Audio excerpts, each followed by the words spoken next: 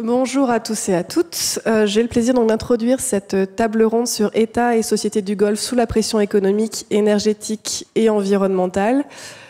Donc nous allons commencer avec une première intervention de Madame Caroline Piquet qui va intervenir sur les réorientations économiques post-pétrolières dans le Golfe. Caroline Piquet est agrégée d'histoire, maîtresse de conférences en histoire contemporaine à l'Université Paris-Sorbonne et elle est chercheuse au Centre Roland Mounier. Elle est spécialiste de l'histoire économique et sociale du Moyen-Orient et de la Méditerranée et elle est notamment l'auteure de 2 ouvrages majeurs en 2009, donc de l'histoire du canal de Suez des origines à nos jours et en 2013 des pays du Golfe, de la perle à l'économie de la connaissance, les nouvelles terres du libéralisme. Donc je lui donne la parole pour une vingtaine de minutes. On a pris un petit peu de retard, mais une vingtaine de minutes. Merci. Bonjour à tous. Je remercie les organisateurs de ce colloque. Je vous remercie aussi d'être présents à cette heure matinale pour écouter une première intervention qui va porter sur l'économie avec des tableaux barbares. Mais je vais essayer de vous convaincre de son utilité pour la compréhension des pays du Golfe. Alors, l'objet de ma communication concerne les réorientations économiques post-pétrolières dans la région. Donc, il s'agit de s'intéresser aux mutations de l'économie durant ces dernières décennies, avec la volonté affichée de sortir de ce qu'on appelle le tout pétrole. Alors, une petite réflexion, tout d'abord, une réflexion d'historienne. Il faut bien avoir en tête qu'on parle de monarchies pétrolières comme si elles avaient toujours existé. Or, le pétrole, c'est un phénomène très, très récent dans l'histoire des pays du Golfe. Le pétrole a été découvert dans les années 1930 et il est véritablement exploité dans les années 50. Or, dès les années 70, la conscience de devoir diversifier l'économie apparaît, et donc jusqu'à aujourd'hui. Donc, le pétrole est une vraie manne financière qui va créer une richesse phénoménale pour ces pays-là, en évidemment modifiant profondément les structures de l'économie, du social et du politique. Mais c'est aussi une richesse qui peut devenir un handicap, puisque tout d'abord c'est une matière périssable. Donc le pétrole ne sera certainement qu'une parenthèse, et une courte parenthèse dans l'histoire de ces pays-là. Rappelons que par exemple la perle a été aussi une parenthèse dans l'économie des pays du Golfe du XVIIIe siècle jusqu'aux années 1920. Le pétrole pourrait l'être donc des années 1930 jusqu'à 2050 dans les prévisions optimistes. Donc matière périssable, et puis aussi c'est une matière qui est extrêmement sensible aux fluctuations des cours mondiaux. D'où la volonté de diversifier, donc c'est un petit peu le mot à la mode. Diversifier, ça veut dire investir dans d'autres secteurs que l'économie pétrolière. Alors, ces dernières années, se sont développés des plans très volontaristes dans la région. Le dernier en date est celui du prince héritier d'Arabie Saoudite avec le plan Vision 2030. Alors, on peut considérer que ces plans de réforme sont d'abord de nature politique visant à affirmer un pouvoir ou la consolidation d'un pouvoir. Pour ma part, je pense que ça répond plutôt à des logiques économiques profondes qui elles-mêmes répondent à des inquiétudes sur les sous-bassements économiques de ces pays. Et d'ailleurs, ça ne concerne pas que les pays du Golfe, ça concerne d'autres pays pétroliers. Je pense notamment à la Norvège qui a pourtant une culture politique fort différente des pays du Golfe et qui récemment a évoqué sa volonté de sortir d'une économie pétrolière, considérant qu'un secteur pétrolier à 14% de son PIB était handicapant pour l'avenir. Voilà, alors ce que je vous propose aujourd'hui, c'est d'abord de faire un petit tour d'horizon, de poser les jalons, de savoir de quoi on parle, où en est-on en termes de diversification, s'interroger sur les raisons d'une accélération de cette politique, et puis, s'il me reste du temps, rentrer dans le détail des secteurs concernés par les réinvestissements pétroliers, du secteur pétrolier. Alors, nous commençons par un premier graphique qui nous permet de voir où en est la diversification dans les pays du CCG. Première remarque, nous pouvons distinguer finalement 3 groupes de pays en termes d'évolution de leur économie pétrolière. Donc le premier qui se distingue, c'est Bahreïn. Le Bahreïn qui a un secteur pétrolier à un peu plus de 20%, et qui a largement entamé sa reconversion pétrolière dès les années 1970. Alors c'est un pays qui a connu le premier l'exploitation pétrolière dès le milieu des années 30, et c'est aussi le premier qui va être confronté à la baisse des réserves pétrolières dans les années 70. Donc on voit que cette diversification est tout de même bien entamée. Deuxième groupe de pays, les Émirats arabes unis et l'Arabie saoudite, dont le secteur pétrolier représente à peu près 30 à 40% du PIB. Ce sont des pays qui ont entamé leur diversification dans les années 90. Alors, je ne détaille pas parce que je vais y passer un peu plus de temps ensuite. Je passe au troisième groupe de pays qui ont un PIB composé pour moitié du secteur pétrolier, à savoir Oman, Qatar et Koweït. Alors Oman, c'est une situation finalement où le secteur pétrolier est surreprésenté dans l'économie, alors que finalement les ressources pétrolières sont peu importantes, mais ces chiffres-là s'expliquent par une diversification peu engagée et mal conduite. Le Qatar, c'est un peu différent. Alors on a un PIB qui est composé pour moitié du secteur pétrolier, avec des richesses pétrolières et gazières énormes, mais ces chiffres sont le résultat en fait d'une politique volontariste très active menée depuis le milieu des années 2000, et effectivement en quelques années le Qatar a réussi considérablement à faire baisser la part de son secteur pétrolier dans le PIB. Le Koweït, alors c'est un peu différent, hein, c'est le dernier de ces pays-là dans ce qui concerne la diversification pétrolière. Disons que le Koweït prend le train en marche une décennie plus tard par rapport à ses voisins, parce que dans les années 90, il souffre des conséquences de la guerre du Golfe. Donc c'est une décennie qui est consacrée à la reconstruction du secteur pétrolier, là où les autres pays ont déjà entamé une sortie de cette logique pétrolière. Le cas des 2 pays médians, les Émirats arabes unis et l'Arabie saoudite, pour souligner en fait les logiques historiques et voir à peu près quelles sont les grandes tendances qui se dessinent depuis les années 70. Donc on voit que ce sont des courbes qui sont assez similaires, avec dans les années 70 un secteur pétrolier qui est entre 60 et 70%, donc un petit peu moins pour les Émirats que pour l'Arabie saoudite. Les Émirats ont gardé quand même une culture marchande importante, avec notamment Dubaï. Mais néanmoins, c'est quand même une place considérable du secteur pétrolier dans l'économie. La prise de conscience véritablement va s'effectuer dans les années 80. On voit par exemple un effondrement du secteur pétrolier pour l'Arabie saoudite en 1985. On constate cet effondrement également dans le PIB des Émirats arabes unis au milieu des années 80. Alors ça correspond évidemment à la chute des cours qui a été très violente.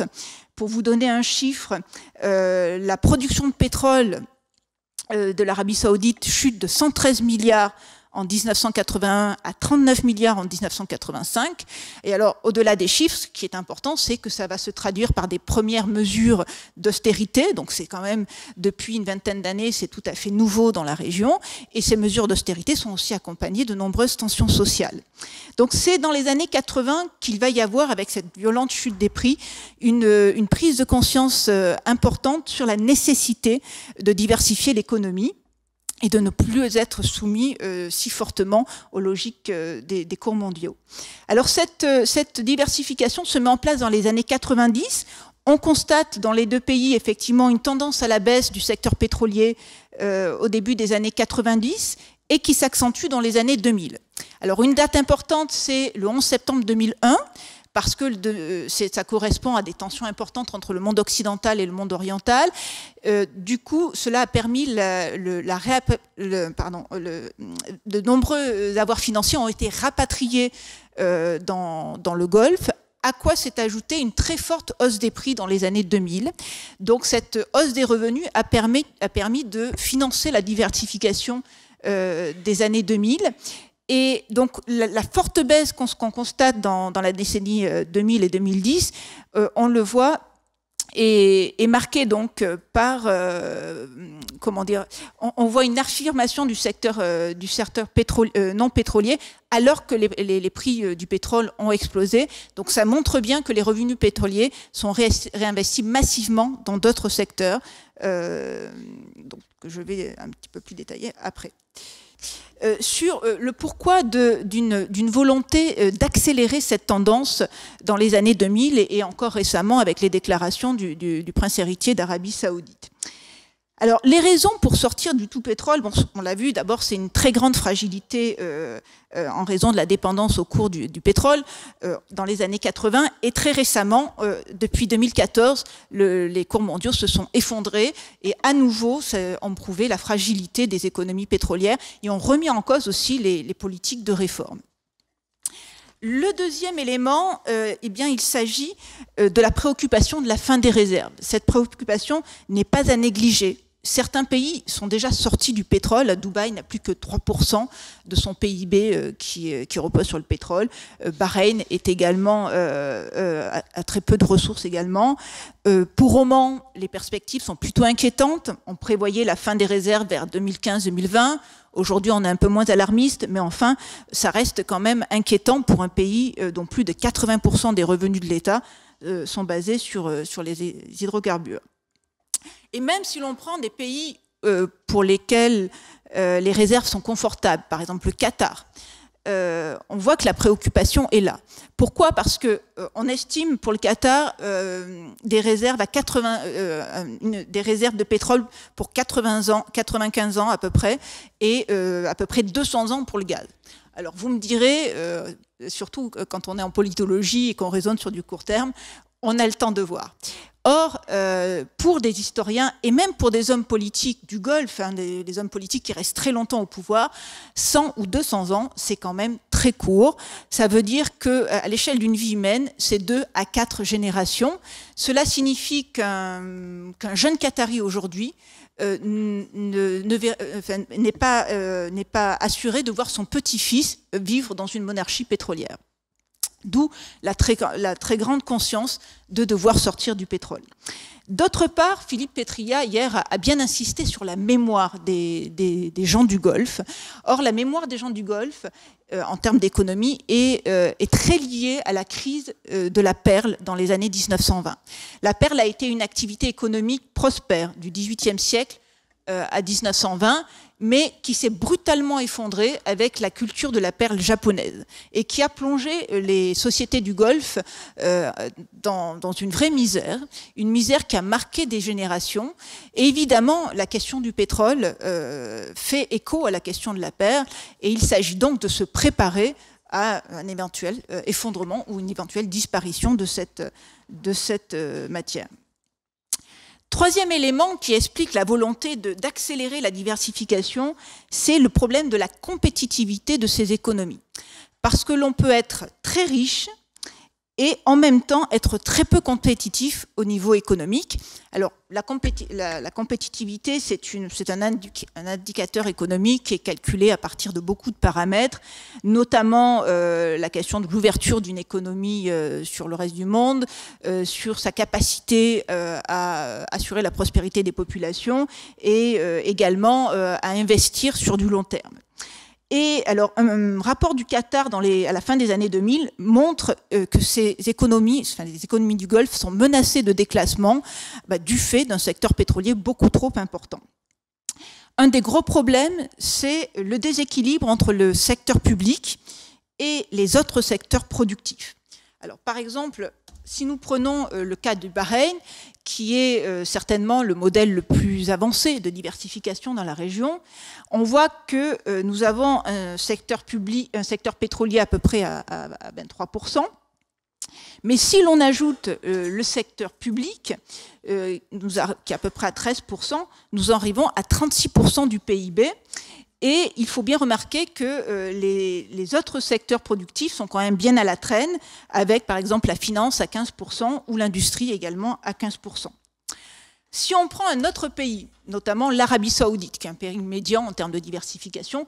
La situation est encore bien pire, puisque le secteur pétrolier représente à peu près 40%, mais si l'on y ajoute les services publics à peu près à 14%, on est à un service public de près de 54% du PIB. Donc c'est énorme, et là aussi, pour les services privés productifs, il faut aller du côté de l'industrie, mais qui représente à peine 12%.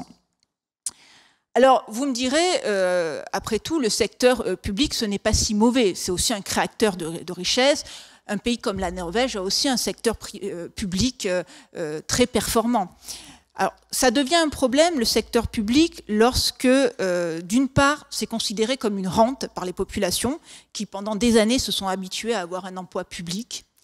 Et ça devient un problème aussi quand il n'est pas relayé, justement, par des secteurs, par un secteur privé, où quelques pôles pourraient assurer la croissance. Voilà. Donc ça rejoint évidemment les positions affichées dernièrement par l'Arabie Saoudite de vouloir par exemple privatiser l'Aramco. C'est vraiment une première dans la région, une privatisation donc, qui annoncerait une très forte libéralisation de l'économie. Alors, voyons maintenant quels sont les secteurs privilégiés justement pour consolider le secteur privé. Je vais évoquer quelques aspects de cette reconversion de la rente pétrolière. 3 secteurs essentiels sont concernés. Premièrement, les investissements financiers, ensuite les investissements d'import-export et ce qu'on appelle ensuite l'économie de la connaissance que je m'attacherai à définir. Concernant la finance et tout ce qui concerne les investissements de portefeuille, c'est certainement l'activité par laquelle a débuté la diversification dans le Golfe. Le cas le plus célèbre, c'est le Bahreïn, qui, dans les années 70, va profiter de la guerre au Liban pour récupérer une partie des fonds investis au Liban et miser notamment sur la banque islamique, puisque Bahreïn va s'affirmer comme la 2e place de la banque islamique après la Malaisie. D'autre part, le 11 septembre 2001 a aussi eu un grand impact, puisqu'il a permis le rapatriement des fonds dans le Golfe, dont beaucoup ont été investis justement dans la finance. Concernant le domaine financier, il faut citer évidemment le rôle des fonds souverains. Les fonds souverains qui, dans le Golfe, sont parmi les plus riches du monde, et qui investissent donc à l'étranger dans les grandes multinationales. Le premier qui a été fondé est celui du Koweït en 1953, qui cherchait justement à investir les surplus pétroliers dans des fonds financiers à l'étranger, qui s'est distingué aussi par de l'investissement dans de l'immobilier de prestige. Et dans les années 80, près de 65% des investissements du Koweït sont dirigés d'ailleurs vers les États-Unis et l'Europe. Aujourd'hui, c'est surtout le fonds d'Abu Dhabi qui fait parler de lui, qui est le 2e mondial après la Norvège.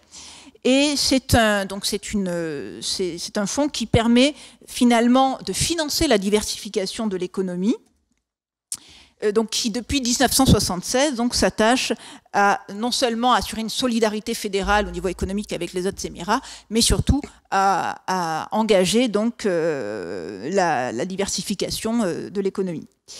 Alors, on a souvent évoqué un avant et un après 11 septembre 2001 en ce qui concerne les investissements financiers du Golfe, en considérant que cette rupture géopolitique avait accéléré le rapatriement des fonds investis en Europe et aux États-Unis dans la région. Et effectivement, dans les années 2000, l'argent donc, qui est rapatrié dans le Golfe va profiter à l'équipement de ces pays. Alors, l'exemple le plus important, c'est Dubaï, avec ses projets architecturaux qui alimentent les chroniques un peu partout. Cela dit, cette rupture de 2001 est peut-être un petit peu moins pertinente aujourd'hui, puisqu'on constate quand même un nouvel essor des investissements financiers en Europe et aux États-Unis. Le cas le plus important, c'est le Qatar, en tout cas c'est celui qui fait le plus parler de lui, avec ses investissements en France, mais également en Grande-Bretagne ou en Allemagne. On constate donc que la diversification est à la fois financière et géographique. Alors toutefois, les investissements financiers ont quand même leurs limites. Et la limite, c'est la même chose que le secteur pétrolier, c'est que la finance est extrêmement liée aux cours mondiaux et aux fluctuations de l'économie. La crise de 2008 l'a montré. Dubaï, qui avait tablé justement sur ses investissements financiers immobiliers, doit se tourner vers Abu Dhabi pour éviter la banqueroute. D'où la nécessité aussi d'investir dans d'autres secteurs. Alors, le deuxième secteur que je présenterai, c'est l'import-export. L'import-export, évidemment, c'est moins spectaculaire que les placements à l'étranger, c'est moins tape à l'œil que le Louvre ou la Coupe du Monde de foot, mais en même temps, c'est une stratégie sur le long terme qui, en plus, s'accorde avec je dirais, l'héritage, l'histoire marchande de ces pays-là. Alors ça concerne surtout les pays du sud du Golfe, du fait de leur façade maritime. Franck Tétart, hier, en a parlé notamment pour Oman. L'idée est d'exploiter une situation géographique qui place ces pays entre les marchés de l'Asie et les marchés européens. Donc l'idée est de faire de ces régions ce qu'on appelle des hubs, c'est-à-dire des plateformes multimodales qui favorisent l'interconnexion des échanges marchands. Dans les années 1980, l'import-export est fortement développé. L'idée est en fait de pallier la faiblesse des exportations non pétrolières et de rééquilibrer la balance commerciale avec la réexportation des produits manufacturés, dont la plupart sont produits d'ailleurs en Asie. Alors l'exemple le plus probant, c'est là encore Dubaï, qui dès 1979 va investir massivement dans son fameux port, le Jebel Ali, qui est le plus important port artificiel de la région et qui aujourd'hui compte parmi les 10 premiers ports du monde en termes de trafic de conteneurs.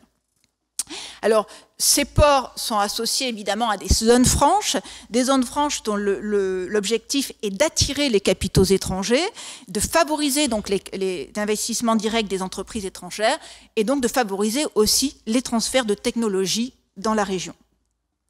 Pour vous donner un chiffre, à la fin des années 2000, les entreprises étrangères établies dans la zone franche de Dubaï ont assuré 78% du commerce extérieur de Dubaï, hors secteur des hydrocarbures, donc c'est quand même énorme.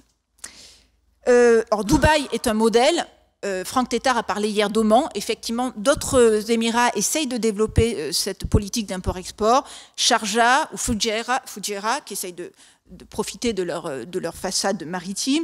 Et évidemment, Oman qui essaye de faire du port de Salalah une sorte de hub international, mais quand même bien en retard par rapport à celui de Dubaï. Dernier secteur que je voudrais évoquer, c'est la question de ce qu'on appelle l'économie de la connaissance. L'économie de la connaissance qui est certainement le secteur qui fait le plus parler de lui aujourd'hui. Alors, qu'entend-on par économie de la connaissance? Il s'agit d'un secteur où le capital humain est fortement, où les investissements vont se concentrer dans le capital humain, avec notamment des investissements sur les activités matérielles comme l'information, l'éducation, la recherche et les services. Alors, c'est considéré, ce domaine de l'économie de la connaissance est considéré comme véritablement un enjeu dans la compétitivité de demain, ce qui explique d'ailleurs des investissements massifs des pays du Golfe dans ce domaine-là dès le milieu des années 90. Alors, cela concerne le domaine des médias. L'Arabie Saoudite se distingue dans les années 90 avec la chaîne NBC, puis surtout le Qatar avec Al Jazeera quelques années après. Dubaï emboîte le pas au début du XXIe siècle avec la Dubai Media City, Abu Dhabi, etc. Voilà. Concernant l'éducation et la culture, on retrouve la même logique avec des investissements massifs dans l'éducation, dans les universités et dans des centres de recherche. Au Qatar, on peut citer la Cité de l'Éducation. En Arabie Saoudite, la King Abdullah University. À Abu Dhabi, vous avez la fameuse île dite du bonheur qui concentre les grandes universités étrangères. Ces investissements dans la formation vont de pair avec les investissements dans la culture, donc le Guggenheim, le Louvre et autres musées. Alors, ce développement de l'économie du savoir est un véritable enjeu économique qui dépasse d'ailleurs la simple logique économique, dans le sens où il y a aussi un enjeu social dans le développement de l'économie de la connaissance. Il s'agit d'investir dans le capital humain pour diminuer la dépendance envers les compétences étrangères et de former donc des jeunes générations de jeunes gens du Golfe qui puissent donc faire fonctionner l'économie à long terme. Donc ça, je pense que ce sera évoqué dans les communications suivantes. Donc c'est une vraie question, un vrai enjeu social concernant l'équilibre démographique des pays concernés. D'autre part, l'économie de la connaissance a aussi un enjeu politique évident, puisqu'il se joue un vrai marketing culturel qui permet de s'imposer sur la scène internationale. Universités, musées, etc. agissent un petit peu comme la vitrine de leur réussite. Et ça permet aussi de développer des activités comme le tourisme ou le cinéma, qui sont à la frontière, je dirais, de l'économie, avec des investissements certains, mais qui sont aussi à la frontière du marketing international. Alors, je voudrais terminer en conclusion sur deux remarques. La première, c'est que il faut évidemment nuancer ce phénomène de la diversification, même si elle est bien engagée, même si la prise de conscience est effective, il y a tout de même des limites. Ça reste un processus qui est largement dépendant des recettes du pétrole. Les revenus d'exportation pour l'ensemble des pays sont liés aux recettes du pétrole pour environ 90% du total. Alors, je n'ai pas parlé du tout de l'industrie. Justement, l'industrie, me semble que c'est un secteur qui illustre bien la difficulté de la sortie du post-pétrolier, puisque l'industrie est d'abord liée au secteur pétrolier. Alors au Bahreïn, c'est toutes les filières de la pétrochimie. Au Qatar, c'est les récents investissements dans le complexe de liquéfaction de gaz naturel. À Abu Dhabi, ce sont les grandes raffineries géantes. En Arabie Saoudite, on a un secteur industriel qui est, c'est encore affiché, à près de 11%, mais si on rentre dans le détail, quasiment le tiers de ce secteur industriel est assuré également par les secteurs de la pétrochimie. Donc c'est quand même un secteur très lié aux revenus du pétrole, à part quelques exceptions, l'aluminium par exemple à Bahreïn, ou les nouvelles technologies, en particulier du nucléaire, mais qui nécessitent encore quelques années pour véritablement se consolider. Deuxième réflexion, qui est plutôt une ouverture sur les autres communications et sur un débat plus général, c'est évidemment les conséquences politiques des mutations de l'économie, puisque les monarchies pétrolières se sont construites sur le modèle de la redistribution de la rente pétrolière avec un système de clientélisme et ce qu'on a appelé un État rentier-providence. Dès lors qu'on sort du pétrole et qu'on libéralise l'économie, on favorise donc l'émergence d'une nouvelle élite. Une élite qui a existé, puisque ces pays ont longtemps eu une tradition marchande. Les marchands ont constitué dans les villes du Golfe, dans les cités du Golfe, de vraies oppositions aux autres familles. Et on peut se demander si cette libéralisation, cette privatisation de l'économie ne va pas faire renaître donc une nouvelle élite, une nouvelle classe de marchands qui donc va demander un nouvel espace politique au pouvoir en place. Donc je crois qu'il y a la fin du pétrole va véritablement poser la question de la fin d'un modèle politique. Voilà. Merci.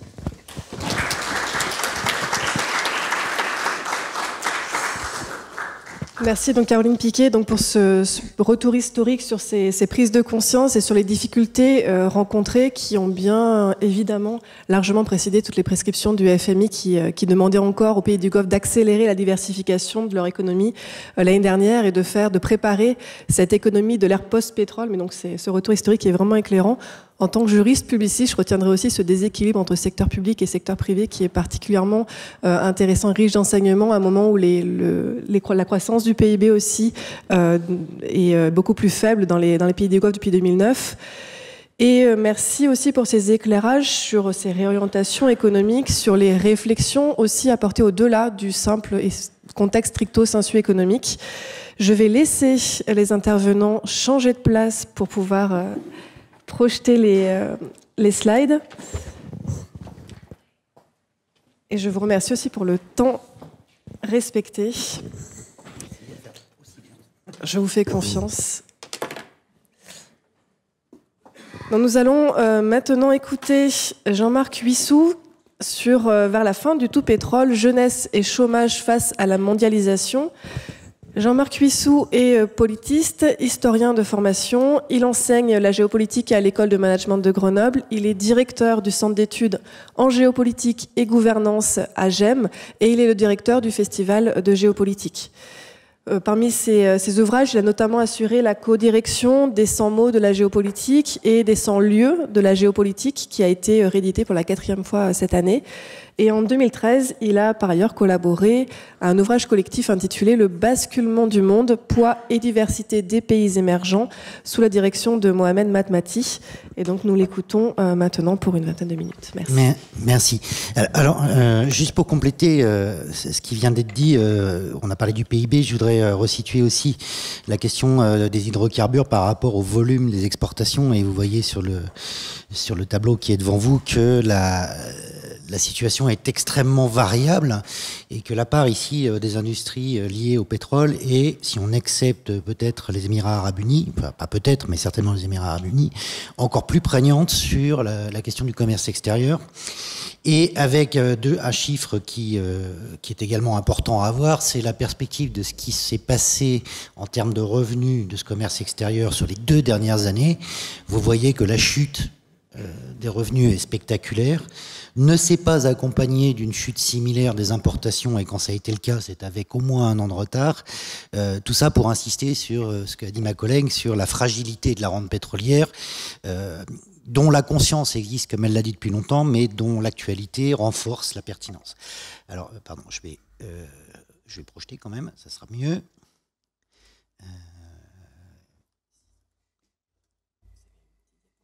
Ah oui, pardon. Il y a des petits problèmes de... Voilà. Alors, il faut que mon PowerPoint se remette. Voilà. Je vais passer sur des éléments qui ont déjà été évoqués, c'est pas la peine. La mutation, donc, cette mutation que je vais essayer d'aborder avec les données qui sont les miennes, en tout cas celle de l'OMC, celle du PNUD, de l'UNESCO et du FMI. Comme l'a dit ma collègue, la mutation, elle est aujourd'hui importante. Elle est importante dans le domaine aussi de l'emploi et de la formation de la population pour 4 raisons. La première, la diversification et la mutation économique est la condition de la stabilisation des revenus de la manne pétrolière qui, évidemment, aujourd'hui, finalement, retombe majoritairement dans des poches étrangères.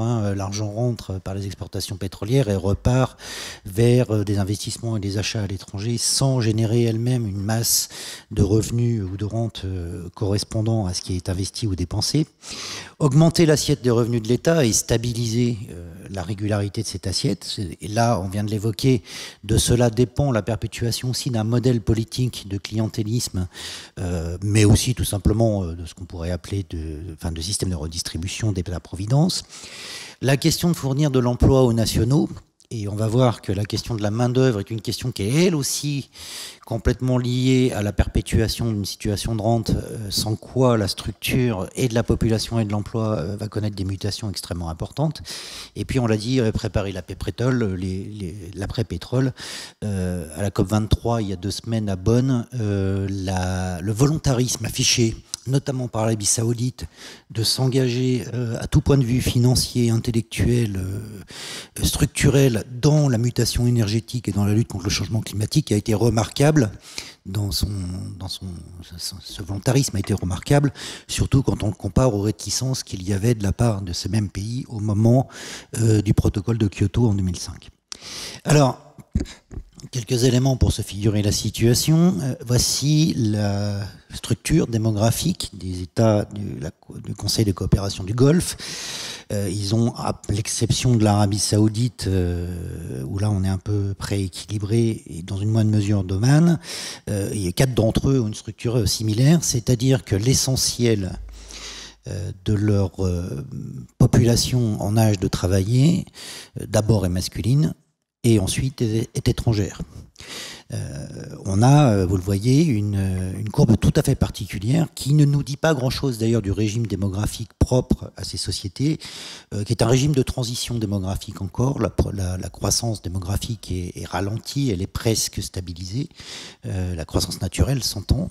Mais ça se voit pas sur les courbes démographiques, puisque quand on prend en compte le nombre la population qui vit dans ces pays, alors là on a des équilibres très très forts. Et aujourd'hui, l'économie interne et externe de ces pays repose donc sur une hypertrophie de la population non nationale dans les secteurs, dans la population active. Pour clarifier un peu les choses, si on prend les nationaux dans la population, donc en Arabie Saoudite, les nationaux représentent à peu près 68% des résidents. Ça va, c'est jouable. Bahreïn, 46%. Les Émirats Arabes Unis, 11,6%. Le Koweït, 31%. Oman, 60%. Là, on est encore dans une situation assez stable. Et le Qatar, on est dans les mêmes chiffres que les EAU, c'est-à-dire 11,6%, 11,5% de la population est nationale. Alors vous imaginez bien que si on prend les Émirats Arabes Unis et le Qatar, ça veut dire que l'économie, finalement, repose sur une masse de population sans commune mesure avec le potentiel réel du pays. Et la présence de cette population travailleuse apportant sa main-d'œuvre, mais aussi son savoir, je vais reparler aussi de l'économie du savoir après, n'existe que parce qu'il y a les rentes pétrolières qui permettent de la financer. Donc l'enjeu de la question de la rente pétrolière, c'est aussi l'enjeu de la structure économique globale et la structure démographique globale de ces pays. Alors, la population jeune de ces pays, on parle des nationaux, représente les chiffres que vous voyez au tableau, et l'âge médian vous est indiqué pour mémoire.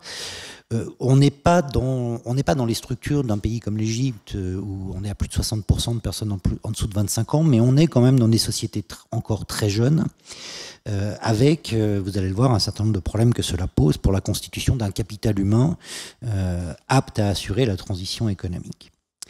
L'emploi. Alors, avant de commenter ce tableau, il faut souligner une chose.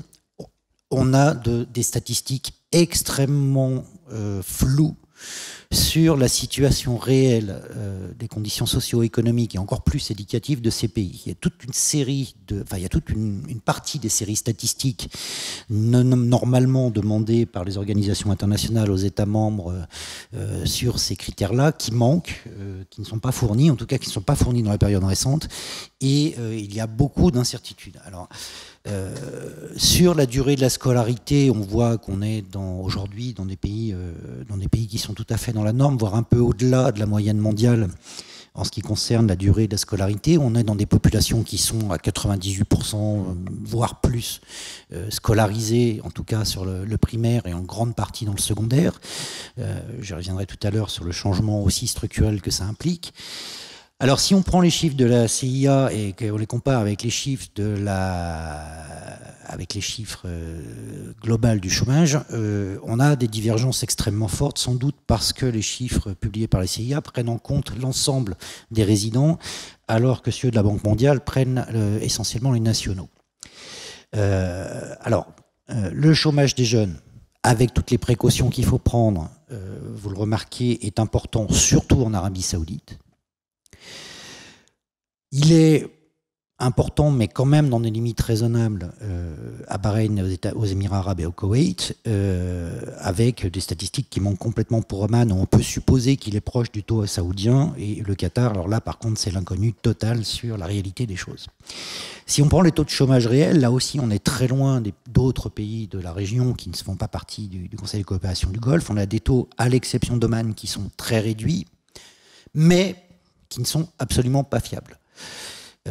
En 2015, si ma mémoire est bonne, l'Arabie Saoudite a instauré pour la première fois des allocations chômage pour une population donc théoriquement de 5,5% de la population active n'ayant pas d'emploi.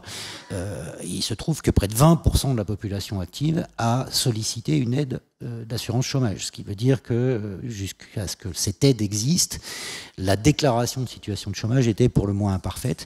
Donc encore une fois, on a énormément de flou par rapport à ça, et il faut prendre tous ces chiffres avec des pincettes. Ce qui est sûr, c'est que le déséquilibre évidemment du chômage entre les hommes et les femmes est très important. Vous le voyez, alors peut-être un peu moins aux Émirats arabes unis et au Koweït, mais en général, c'est un chômage qui touche majoritairement les femmes, et qui est plus important structurellement, a priori, chez les jeunes que dans les populations plus âgées. Alors, Si on prend le cas de l'Arabie Saoudite, une des problématiques qu'il faut avoir en tête, c'est la capacité des économies à créer de l'emploi et à absorber cette jeunesse. Alors, j'ai les statistiques que pour l'Arabie Saoudite. Je suis désolé, je ne peux pas les inventer. Donc, comme le dit cette note, 11% des salariés du secteur privé sont des nationaux. C'est très très peu. On reviendra sur le secteur public après, mais l'essentiel a déjà été dit. Ce secteur privé, il est estimé dans des conditions normales de fonctionnement, c'est-à-dire sans accident conjoncturel grave, qu'il peut absorber à peu près 20% des entrants sur le marché du travail annuellement. Ce qui veut dire qu'il est aujourd'hui, de manière très critique, incapable d'absorber la population sortant du système éducatif dans le secteur privé, bien entendu, ce qui va évidemment avoir tendance à renforcer la tendance qu'on évoquait tout à l'heure, c'est-à-dire la surreprésentation du secteur public dans les emplois et dans l'activité économique. Ces structures des emplois, la voici. Alors, vous voyez que l'industrie représente en moyenne, à exception des EAU, la moitié ou entre la moitié et 60% du secteur du PIB, mais représente au mieux, dans les pays pour lesquels on a les chiffres, 30% des effectifs. Donc un secteur extrêmement rentable, mais qui n'est pas un secteur sur lequel on peut exclusivement se baser pour créer des emplois. Les services, eux, représentent, à contrario, une part très importante des effectifs et un petit peu moins du PIB, l'agriculture étant résiduelle pour l'essentiel. Alors, c'est une industrie, on l'a dit, qui reste très dépendante de la filière énergétique, soit parce qu'elle est complémentaire de la filière énergétique, le raffinage, la plasturgie, un certain nombre d'autres activités, soit parce qu'elle existe à cause du très faible coût de l'énergie dans le Golfe qui permet effectivement de s'aventurer dans des choses un petit peu plus diversifiées comme la métallurgie, l'aluminium et ainsi de suite. La production de biens d'équipement est d'une manière générale extrêmement faible. Je pourrais vous remontrer les profils d'exportation tout à l'heure. Les biens d'équipement ne pèsent que pour les Émirats arabes unis et c'est parce qu'ils sont importés et réexportés. C'est une économie de transit, c'est pas une économie de production. Le secteur des publics, on l'a dit, enfin le secteur des services est largement public en termes de contribution au PIB, sauf à Bahreïn où la finance pèse d'un poids important et aux Émirats arabes unis où là la logistique et le tourisme ont pris un poids également très important. Mais là aussi le secteur des services, il est de manière de manière exagérée dédié à des activités qui consistent en fait à des réallocations de la rente. Donc réallocation dans la finance, réallocation dans le luxe, réallocation dans le tourisme, mais là encore, pas nécessairement uniquement avec des velléités de créer une filière économique, il y a aussi des questions de prestige derrière, d'ailleurs. Et finalement, rien de tout ça ne tient sans l'apport permanent de la rente pétrolière, de l'argent du pétrole, dont je vous ai signalé l'évolution sur les 2 dernières années en introduction de cette conférence. Alors, il y a une volonté qui se manifeste à travers toute une série de plans gouvernementaux d'action qui ont été mis en œuvre. La stratégie 2025 en Arabie Saoudite, bon, voilà, ils sont à l'écran, je ne vais pas vous les citer, avec un nombre très important de secteurs qui sont visés par ces initiatives. C'est très ambitieux. La volonté est réellement de mettre en place une économie moderne, diversifiée et sans doute aussi autosuffisante et auto-articulée. Qui a des résultats. On a un certain nombre d'entreprises qui sont apparues, qui sont des entreprises tout à fait consistantes. Alors voici quelques exemples. Dans le secteur du bâtiment avec le groupe Ben Laden, enfin le secteur de la construction, le sidérurgie avec le groupe TAQA. Alors le groupe TAQA qui crée ses infrastructures d'ailleurs plutôt à l'étranger que proprement parlé dans les Émirats. Le tourisme à Abu Dhabi, vous connaissez, l'agriculture irriguée en Arabie Saoudite, ce qui est pas absolument rationnel en termes de coûts, en termes de rentabilité, et d'autres activités. avec un problème récurrent et en tout cas fréquent, qui est le problème de surinvestissement. C'est-à-dire que l'abondance d'argent mène parfois, pour des questions de compétition entre familles, entre États et autres, à reproduire les mêmes investissements massifs dans des secteurs qui n'ont pas a priori de débouchés locaux satisfaisants. Qu'un pays comme le Koweït possède 3 compagnies de télécom compte tenu de sa taille, c'est quand même un peu problématique. Que vous ayez 2 grands aéroports internationaux à 40 km de distance dans les Émirats Arabes Unis, c'est pas hyper rationnel non plus, et les logiques ne sont évidemment pas exclusivement de rentabilité économique au sens où on l'entend traditionnellement. On a donc des parasitages dans ces investissements, encore une fois dans cette diversification qui existe, par les logiques de prestige, étant donné qu'on travaille sur des secteurs qui n'ont de débouchés que dans la zone pour l'essentiel, hein, et ces débouchés n'existent là encore que parce qu'il y a une demande suscitée par l'afflux d'argent de la rente pétrolière. Donc on est toujours dans le même problème structurel. Je vous ai mis là une annonce d'emploi de Sultan Telecom, qui est un opérateur de télécom à Koweït et à Bahreïn, donc qui demande des techniciens. Les entretiens, ils se passent en Inde, hein, ils ne se passent pas localement. C'est pas des locaux qu'on va aller chercher pour construire ces connaissances et ces infrastructures. Je vais revenir là-dessus. Alors tout ça s'accompagne évidemment d'investissements également massifs à l'étranger sur des actifs alors plus ou moins rentables, des entreprises, des terres agricoles. La question de l'indépendance alimentaire est importante et on imagine qu'au Qatar aujourd'hui elle apparaît encore plus stratégiquement importante qu'auparavant. Et puis des investissements de prestige. Comme je le disais, il s'agit pour le moment essentiellement de réallocation de la rente pétrolière et pas de création d'une autre économie. Autre problème que rencontrent ces velléités d'évolution, il n'y a pas de politique régionale intégrée. Les États du Conseil de coopération du Golfe, malgré son nom, n'ont pas de politique de spécialisation nationale par rapport à la construction d'une économie régionale complète. Chacun fait un peu comme il veut dans son cadre national. Il y a quelques exceptions. Il y en a qui ont compris qu'ils étaient en articulation avec un espace dans lequel ils avaient une place particulière à prendre. Je pense essentiellement à Bahreïn et aux Émirats. Mais dans l'ensemble, chacun est un petit peu seul dans son coin et a pensé ses stratégies particulières, même si tout le monde se regarde et tout le monde s'imite, comme on le voit dans la similitude des plans de développement.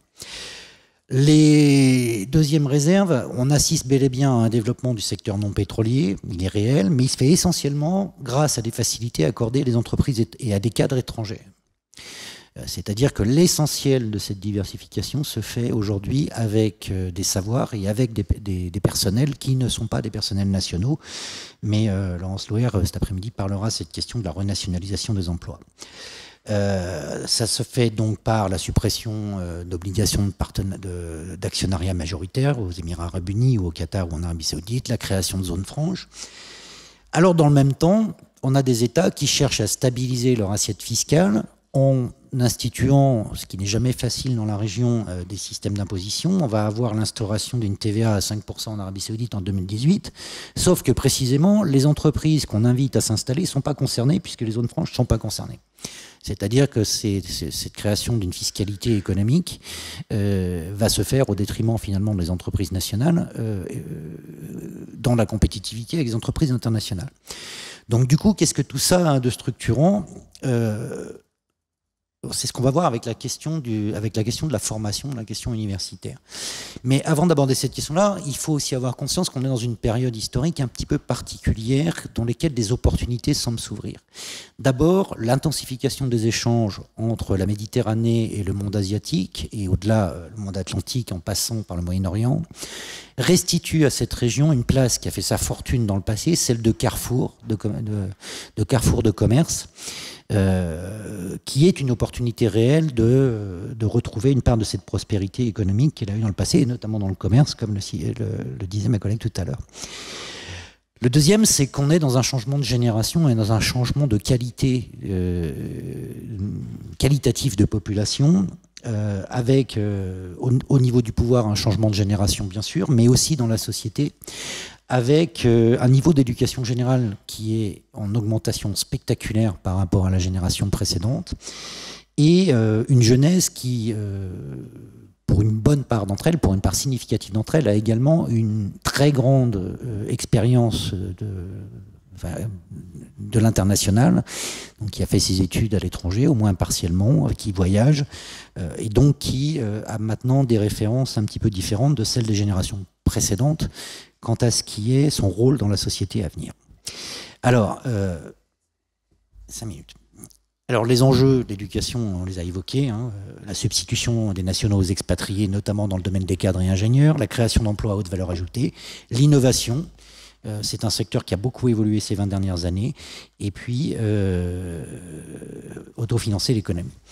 Alors on l'a dit, il y a un effort universitaire extrêmement important. Là vous avez le classement du New York Times des universités du monde arabe.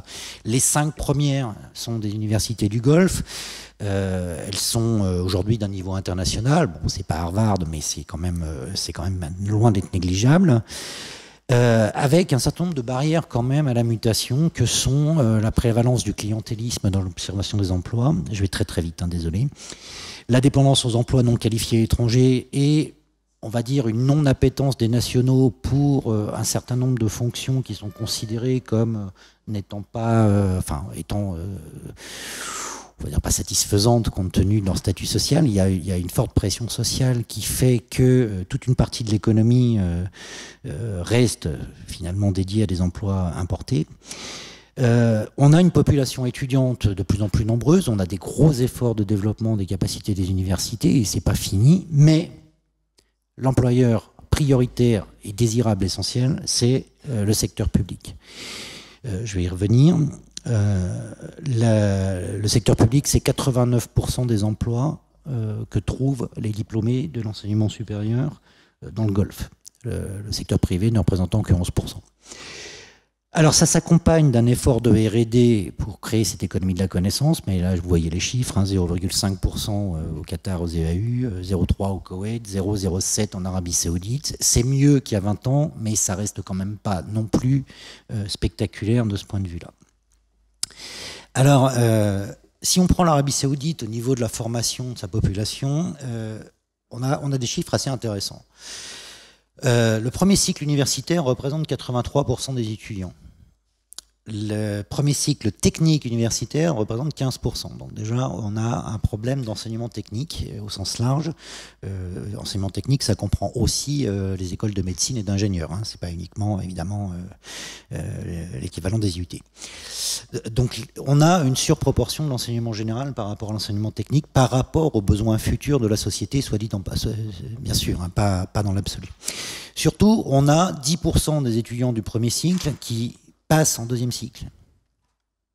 Et, même pas d'ailleurs. Et le deuxième cycle universitaire ne représente que 2% des effectifs étudiants. C'est pas une question de sélectivité. Hein, c'est pas parce que le deuxième cycle c'est difficile à accéder. C'est parce que la majorité des étudiants abandonnent les études universitaires. Et d'ailleurs, la plupart abandonnent avant même la fin du premier cycle, puisque comme vous le voyez, vous avez 10% de diplômés. C'est un peu mieux pour les filles avec 22%. D'ailleurs, elles représentent une partie majoritaire de l'enseignement supérieur, ce qui n'est pas un problème. Et puis, vous avez un autre phénomène qui est l'expatriation des étudiants au cours de leur deuxième cycle et plus encore au troisième cycle, puisqu'il n'existe quasiment pas de troisième cycle performant dans la région, si ce n'est les universités étrangères qui sont installées accueillent essentiellement des étudiants qui ne sont pas des étudiants du Golfe, hein, il faut le dire. Donc on a des étudiants du Golfe qui partent faire des études à l'étranger et souvent atteignent des très hauts niveaux de qualification en médecine, en ingénierie et ailleurs. Le seul problème, c'est que la majorité d'entre eux ne rentrent pas une fois leurs études terminées et font leur carrière aux États-Unis, en Grande-Bretagne, un peu en Europe, mais ils ne reviennent pas. Alors sur cette migration étudiantine, voici un peu des chiffres. Hein. Vous voyez les pays de destination. Alors l'Arabie Saoudite arrive à attirer certains étudiants du Golfe, mais l'essentiel, ces étudiants partent en dehors de la région. Avec une assez bonne performance quand même de la Jordanie comme destination. Alors, si on en croit la Fondation Carnegie, la plupart des étudiants terminant leurs études universitaires font des études en sciences humaines. Or, la demande nationale dans ce secteur est extrêmement faible et c'est essentiellement des étudiants qui vont se diriger vers le secteur public. Et comme on l'a dit, il y a aussi cette idée que le secteur public, c'est un peu une rente. Hein. C'est pas un investissement dans la construction nationale par une vocation à servir l'État. C'est plutôt, voilà, on va être tranquille. Il y a très peu qui font des études d'ingénieur, médecine ou discipline. Or, évidemment, comme le dit le rapport Carnegie, c'est dans ces domaines que se crée l'innovation, c'est dans ces domaines que se créent les emplois, c'est dans ces domaines que se créent les sociétés technologiques de demain. Et plus ces sociétés technologiques se développent, plus il y a de l'enseignement technique, plus il y a de l'enseignement technique, plus elles se développent. Donc le fait que cet enseignement technique soit très faible est un problème qu'il va falloir surmonter de la part des pays du Golfe, avec des initiatives dans ce sens-là. Il y a 50 instituts techniques qui doivent être créés en Arabie Saoudite d'ici 2020. Mais encore faut-il ne pas se contenter de construire les bâtiments, encore va-t-il falloir motiver une population. Je voudrais faire un commentaire là-dessus. On parle beaucoup d'économie de la rente, mais en ce qui concerne cette question de construction d'un capital humain national, l'un des obstacles à surmonter est moins l'économie de la rente que la mentalité de la rente.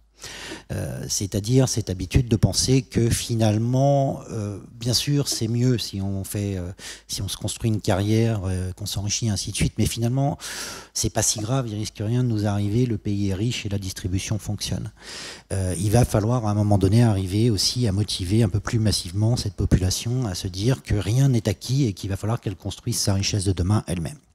Voilà, alors pour terminer, puisque j'ai pas beaucoup de temps, un petit proverbe sans doute apocryphe saoudien, je vous le laisse lire, éventuellement rigoler si ça vous fait rire. Il y a aussi un fatalisme de se dire que bon, les choses vont bien pour le moment, elles iront mal demain, mais finalement, Inch'Allah, on verra bien ce qui se passe. Merci. Et désolé, j'ai été vraiment très très rapide. Il y aurait beaucoup de choses à dire sur le sujet. Merci d'avoir tenu le temps. Merci beaucoup Jean-Marc Hussiou pour cette présentation. Merci d'avoir réinscrit donc la problématique qui nous intéresse ce matin dans un contexte beaucoup plus global de mondialisation. Je retiendrai notamment, alors pour moi par rapport à mes intérêts de chercheur, cette difficulté parfois à accéder aussi aux informations dans un monde de circulation aussi des informations, et pourtant la connaissance des administrés finalement semble assez peu précise, notamment par rapport à ces taux de chômage.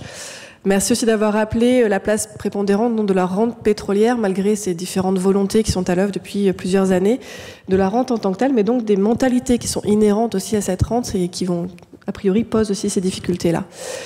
Je vous propose que l'on passe aux questions dans la salle.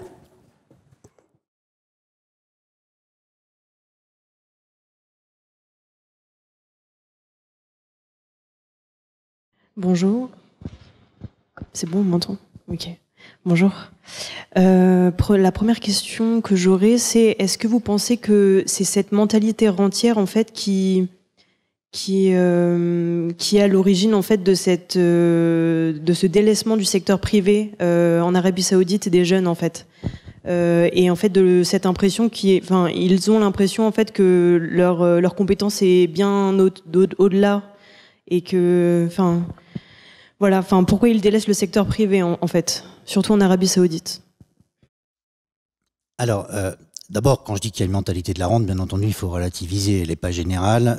Il y a aussi des entrepreneurs, saoudiens ou autres, qui se lancent le défi de mener à bien une ingénierie économique. Enfin, voilà, mais c'est vrai que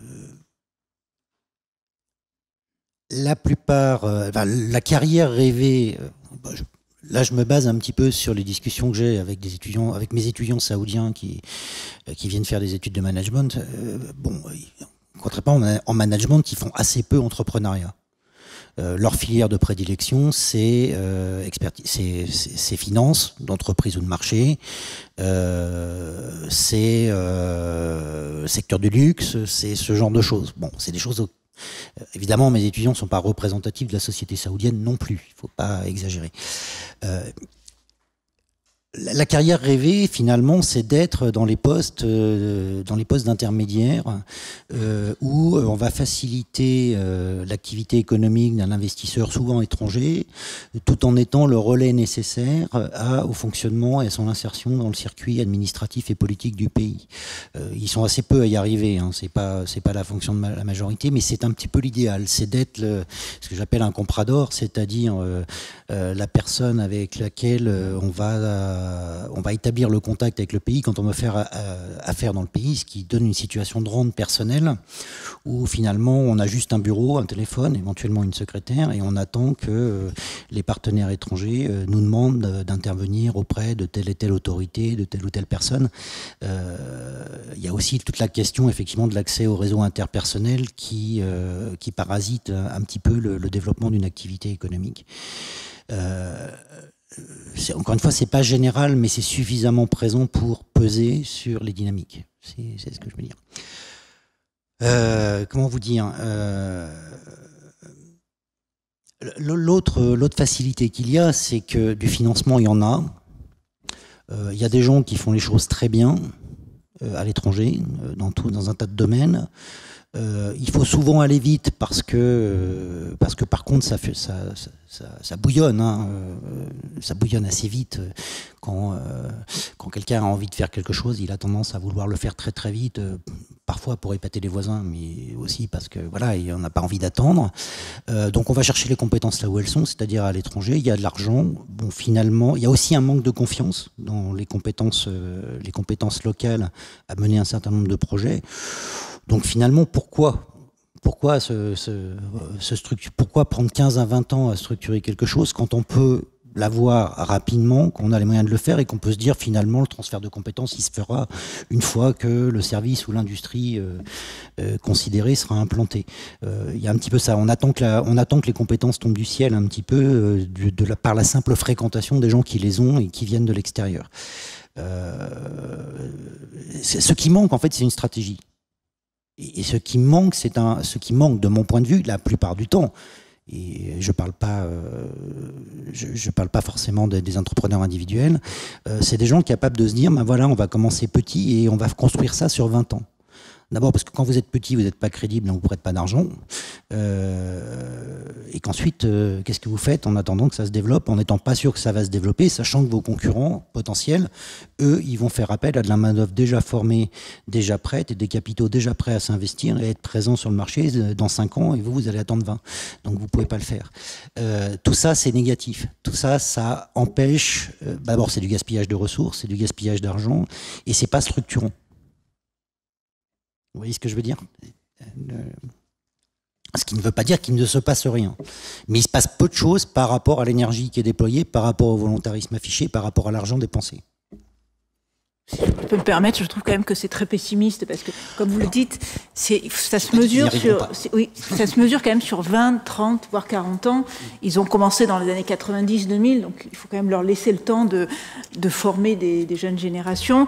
Il y a quand même un potentiel, un vrai potentiel, oui. Qui est quand même, au-delà du transfert de technologie, la présence de technologies très différentes et de compétences différentes, à la fois venus d'Europe, des États-Unis, d'Australie et d'Asie, avec quand même des Indiens ou des Chinois avec des compétences aussi financières ou d'ingénierie. Je fais un état des lieux aujourd'hui. Je ne prétends pas qu'il ne va rien se passer. Oui. Je pense qu'il va se passer. Il faut quand même laisser un petit peu le temps. La formation des populations, ça prend du temps. Mais quand vous voyez les échéances des plans de développement qui sont proposés, 2025-2030, c'est largement insuffisant. Oui, c'est insuffisant. Oui. Ça, ce sont des plans qui quand même sont rédigés par des experts américains. Donc il faut évidemment prendre un petit peu de recul. Mais je crois qu'il faut aussi compter sur la tradition des élites marchandes. Alors, il y a ce proverbe saoudien qui est assez pessimiste, mais il y a aussi la fameuse phrase du cher Maktoum, le père du dirigeant actuel, qui disait « J'étais riche avant le pétrole et je serai riche après le pétrole ». Donc on peut avoir aussi une vision un peu plus optimiste, mais il faut du temps, c'est vrai. Oui, il faut du temps. Oui. D'autres questions ? Merci Jean-Marc et merci Caroline pour vos deux interventions qui sont très intéressantes. J'avais une remarque et une question. La remarque, ça concerne des diversifications post-pétrolières paradoxales.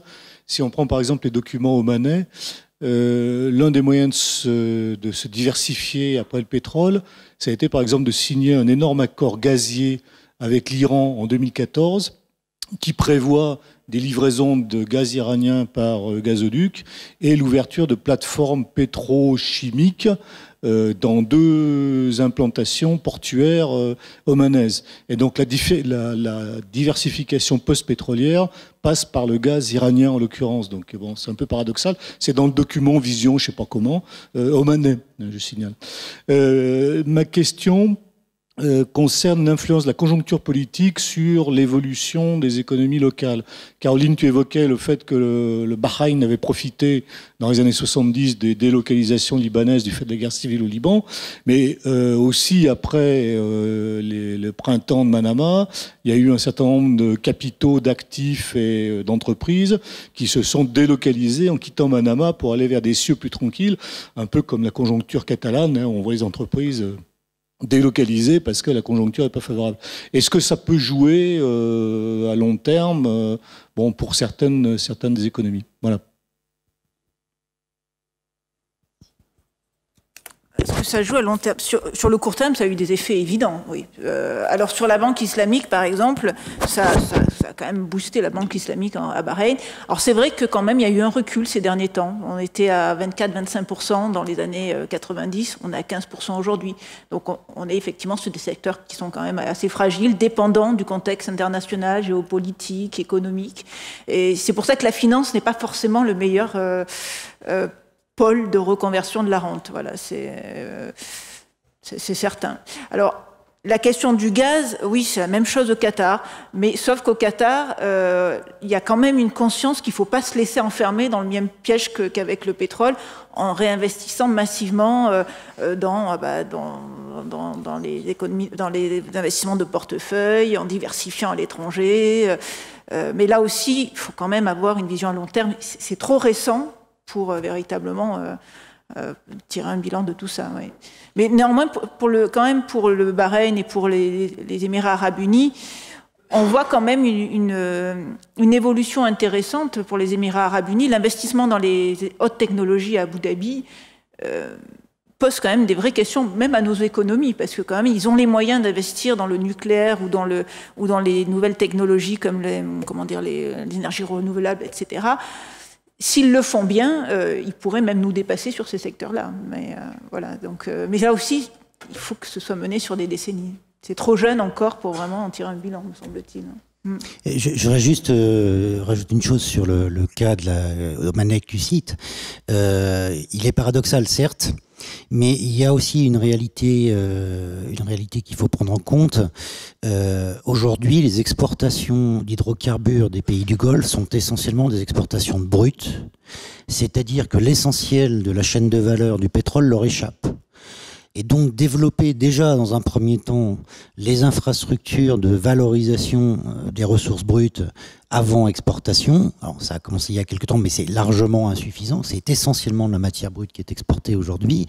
C'est déjà aussi optimiser et se réapproprier la réalité de la rente pétrolière qui est le raffinage, qui représente 70% à minima de la valeur finale du produit avant transformation en essence et en matière plastique et autres. Donc en soi, c'est pas, c'est quand même un pas en avant. Voilà. Je suis d'accord qu'il est paradoxal puisqu'il reste lié aux ressources locales. Enfin, à un moment, il faut quand même bien les utiliser aussi.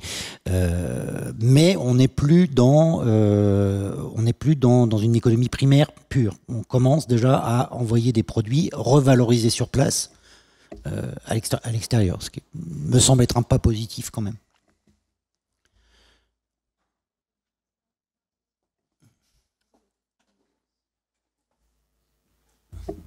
Oui, je peux y aller, oui. Moi, j'avais une remarque plutôt qu'une question à propos des statistiques sur le chômage. Celles que vous avez prises sont celles de la CIA, c'est-à-dire le World Factbook, j'imagine? J'ai pris celles du World Factbook, je les ai pris celles de la Banque mondiale. Je les ai comparées. Le problème, c'est qu'elles ne disent pas la même chose. Oui. Alors, en fait, il me semble que les statistiques du chômage dans les pays du Golfe n'ont de sens que si on prend celles concernant la population nationale, puisque par définition, les expatriés ne peuvent pas être au chômage. Oui. Quand ils n'ont plus de contrat de travail, Ils doivent partir ou ils peuvent rester de manière illégale et ils ne sont pas comptés dans les statistiques du chômage de toute façon. Mais par ailleurs, j'ai trouvé aussi des références à des taux de chômage sans d'ailleurs forcément savoir quelle était la source. Enfin, on a à peu près tout ce qu'on veut. Hein. Alors, moi, je crois que en raison des forts taux de chômage, les États ont développé ces dernières années, ont fait vraiment un effort sur leurs statistiques du marché du travail. Elles sont pour la plupart en ligne. En Arabie Saoudite, par exemple, il y a vraiment un update tous les trimestres qui est en ligne sur le site du ministère du Travail, qui montre, par exemple, les derniers que j'ai en date, c'est ceux de l'année dernière, que j'ai en tête, ça tournait autour de 12% de chômage dans la population saoudienne, ce qui est énorme. Alors on peut dire c'est peut-être pas fiable, etc., mais ça donne une indication. Et ces États ont besoin d'avoir des statistiques fiables parce qu'ils ont besoin de savoir ce qui se passe et comment agir sur les marchés du travail. Donc je crois qu'il y a eu vraiment une amélioration dans les techniques de collecte de ces statistiques. Et à ma connaissance, il n'y a pas d'autres institutions ou organismes qui collectent des statistiques sur le marché du travail autres que les institutions nationales. Absolument. Le FMI, la CIA reprennent ces institutions, les statistiques de ces institutions, après peuvent les combiner de différentes manières. Donc c'est vraiment la seule source. Et du coup, en fait, quand on regarde les populations nationales, les statistiques du chômage sont bien plus élevées que celles de votre tableau, puisqu'elle prenait en compte, j'imagine, la population globale. On est, même aux Émirats Arabes Unis, les dernières statistiques, c'est quand même autour de 14% de chômeurs parmi les Émiratis, 12% en Arabie Saoudite. Donc c'est encore plus que chez nous, et vous voyez bien les problèmes que ça pose chez nous. Enfin bref, voilà, c'était juste une remarque. D'accord, mais les organisations nationales de statistiques transmettent leurs statistiques à la Banque mondiale. Donc quand je prends les statistiques de la Banque mondiale, j'ai les statistiques nationales qui disent les chiffres que j'ai affichés. Et donc, alors, voilà. Bonjour, j'avais une question à propos de la diversification des économies des pays du Golfe. C'est bon ? Pardon. Je voulais savoir en fait si les pays du Golfe développent ou ont pour intention de développer les autres énergies, parce que vous en avez pas beaucoup parlé, et notamment les énergies renouvelables en fait, parce que dans cette région il y a quand même un fort potentiel sur les énergies renouvelables et notamment le solaire. Et est-ce qu'ils ont pour intention de le développer ou est-ce que ça reste quand même très marginal ? Alors, je n'ai pas les chiffres, je ne suis pas sûre qu'il y ait encore des chiffres là-dessus. Disons que c'est certainement Abu Dhabi qui a pris un petit peu les devants en investissant massivement dans les panneaux solaires. Je crois que c'est le plus grand champ de panneaux solaires au monde. Et surtout en créant la cité modèle de Masdar, alors qui est à la fois un coût économique pour montrer que c'est possible, donc un coût technologique, mais aussi un coût médiatique pour se mettre en avant aussi des thèmes à la mode comme l'environnement, etc. Il y a des investissements qui sont importants aussi dans le nucléaire civil, là aussi, avec des contrats donc, remportés d'ailleurs récemment par la Corée. Et alors, là, vous avez aussi l'Arabie Saoudite qui investit dans ce domaine-là, avec je crois que c'est le problème KKR, c'est également des investissements dans le nucléaire civil. Alors, c'est très récent, hein, ça date des années 2000. Le problème, là, véritablement, c'est quand même les compétences techniques des ingénieurs. Et c'est vraiment, là, il y a une très forte dépendance aux ingénieurs étrangers.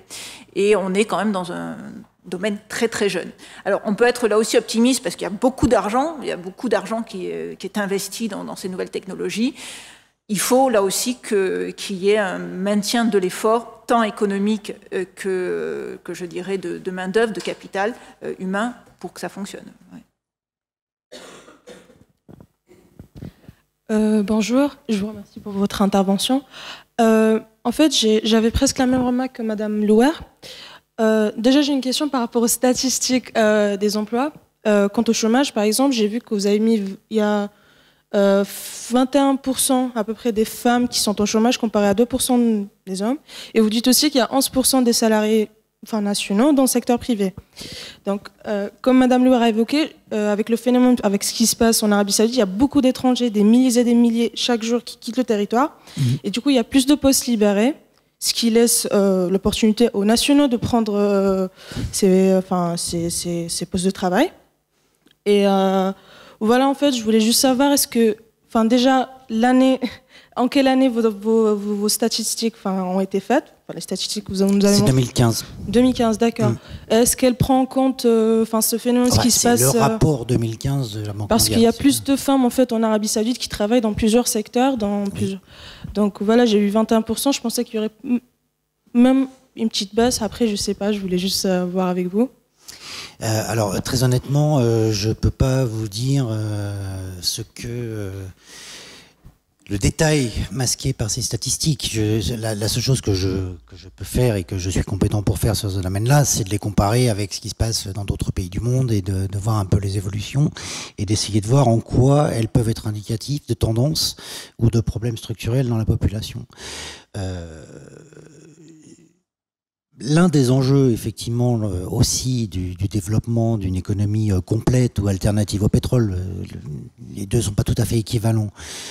C'est évidemment aussi la question du statut, de la mobilisation de la main-d'œuvre féminine à un moment donné dans la société, qui est un souhait, qui est une évolution, qui, je pense, se fera tôt ou tard, mais qui n'est pas aujourd'hui possible dans des économies qui ne créent pas suffisamment d'emplois pour leurs nationaux, ça c'est certain. Mais alors là, Madame Louer traitera de la question de la nationalisation des emplois tout à l'heure, et je lui laisserai je vais lui laisser l'expertise là-dessus parce que je ne l'ai pas.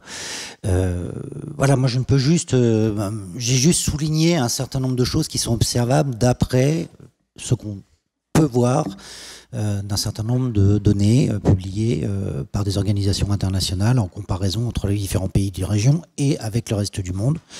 Je ne peux pas vous donner de détails là-dessus, désolé. Voilà. Je risquerais de dire des bêtises. Déjà que ça m'arrive.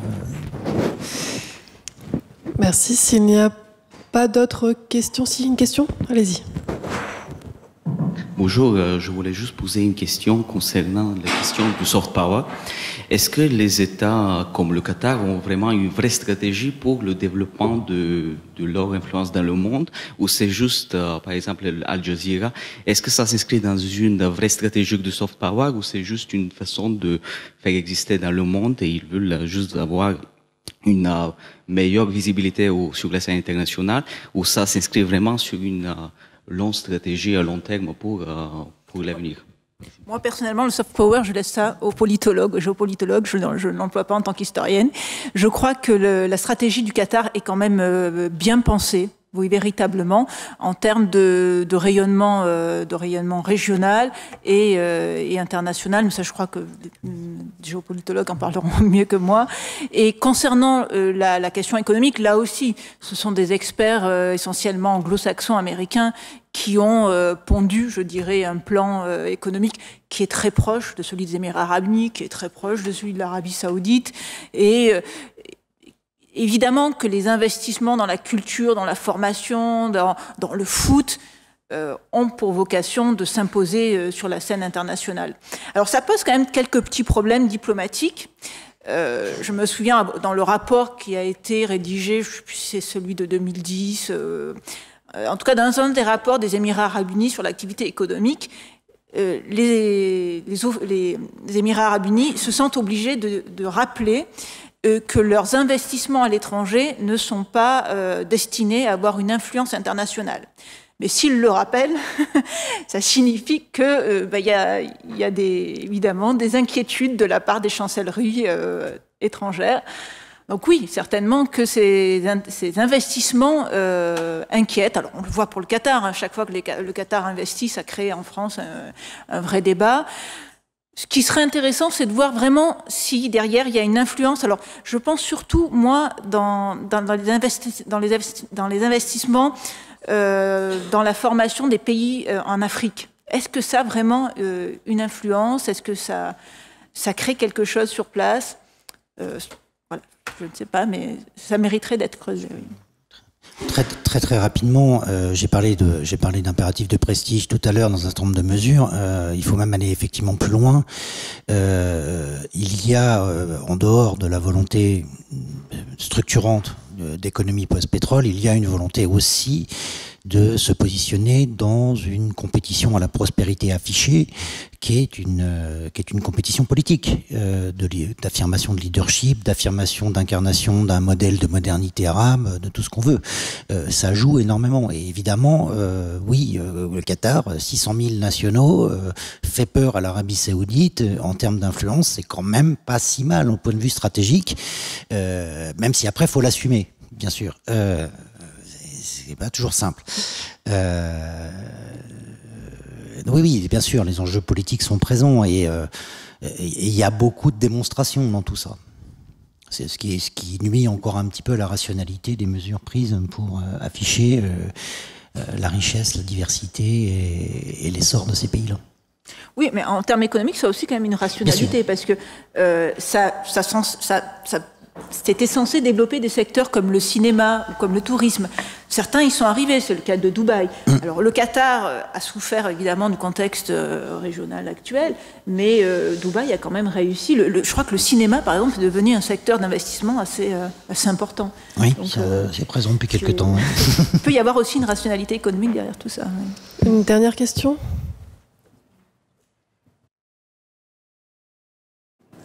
C'est bon, allez-y. C'est bon, vous m'entendez? Ok. Donc en fait, on a souvent l'impression que le projet Vision 2030 pour l'Arabie Saoudite, on a l'impression que l'économie saoudienne repose surtout sur ce projet. Et du coup, je voulais savoir si, avec l'évolution des taux de change, l'instabilité politique et les évolutions économiques, est-ce qu'il y aurait des risques justement que l'investissement sur ce projet ne soit pas récupéré ou D'abord, après je laisse la parole à mon collègue, mais ce projet, ça n'a pas été pondu hier. Et je crois qu'hier, d'ailleurs, il y avait une intervention qui rappelait que quand même ça s'inscrit dans des projets antérieurs et qu'il faut bien le voir sur le long terme. En fait, c'est une stratégie qui est mise en place dès les années 80 et qui s'affirme dans les années 90. Donc, c'est pas parce qu'il y a un effet d'annonce que ce projet vient de naître. Oui. Après, je laisse la parole. Oui, non, mais tout simplement pour dire que, évidemment, il n'y a jamais de certitude de réussite. Un choix politique, c'est un risque, et ça peut complètement, effectivement, finir en pétard mouillé ou avec des résultats insatisfaisants. Mais ce qui est intéressant, ce qui est quand même notable, c'est la volonté. C'est quand même que il y a un volontarisme politique, il y a des moyens qui vont être mis pour développer ça. Après on verra. On verra, ça va dépendre de la conjoncture, ça va dépendre de la volonté des uns et des autres, ça va dépendre d'impondérables qui ne sont pas du ressort des gouvernements. Faut pas... a priori, c'est pas incohérent. Le plan est pas incohérent. Bon, ils réussiront pas, mais ils ont raison d'essayer en tout cas. Et puis ça dépend des cours mondiaux. Ça dépend des cours mondiaux. Ça dépend si l'argent est là ou pas, ou s'il s'effondre. Ce qui n'est pas négligeable.